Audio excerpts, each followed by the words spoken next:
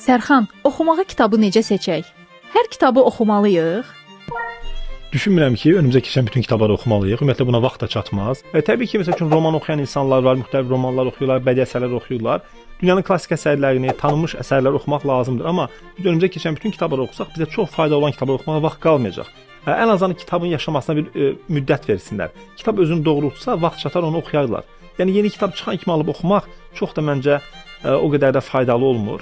Bizə fayda verən kitablara üstünlük vermək lazımdır. Çünki həyat onsuz da dramadır. Bir də belə dramatik əsərlər oxuyaraq həyatı belə çətinləşdirmək lazım deyil. Mən əminəm ki, məsələn Tolstoyun dövründə də, Dostoyevskinin dövründə də, 20-ci əsrdə də yüzlərlə, minlərlə ədəbiyyat yazılıb, amma ortada qalan əsərlərin sayı göz önündədir. Yəni niyə digər əsərləri biz tanımırıq, müəllifləri tanımırıq? Çünki onlar o ələkdən keçib qalanlar əsas qalır. Bu baxımdan düşünürəm ki, bu trendə aldanmamaq lazımdır. Vaxtımızı daha faydalı, daha zəruri kitablara ayırmaq lazımdır. Bütün kitablar faydalıdır anlayışına qarşıyam, amma bir məqamı vurğulamaq istəyirəm. Hal-hazırda bizim ölkəmizdə problem hansı kitabın oxunması yox, ümumiyyətlə kitabın oxunmamasıdır.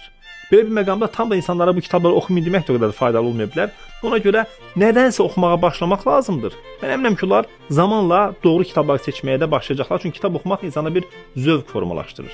Ağız dadı kimi, yemək dadı kimi kitab zövqləri də fərqli. Biz insanı məcbur etmək üçün mütləq bunu oxu. Bəzi insanlar olur ki, fəlsəfə əsərləri sevərlər, eləsə elm əsəri, eləsə bədii əsəri, eləsə detektivi sevər, eləsə nə bilim dramı sevər.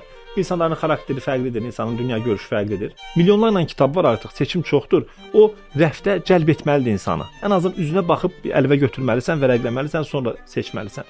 Əgər ümumiyyətlə seçilmirsə digər kitablardan, onun alınma şansı aşağı olur. Kitabın dizaynına fikir verirəm. Yəni kitabın dizaynı mənim üçün önəmlidir. Çünki bu müəllifin də, nəşriyyatın da, ümumiyyətlə dizaynerin də işinə qədər ciddi yanaşdığını göstərir. Yəni bir insan əgər əsərinə dəyər verirsə, onun daha qəşəng olmağını arzulayar, amma təbii ki, tək faktor bu deyil, amma faktorlardan biridir.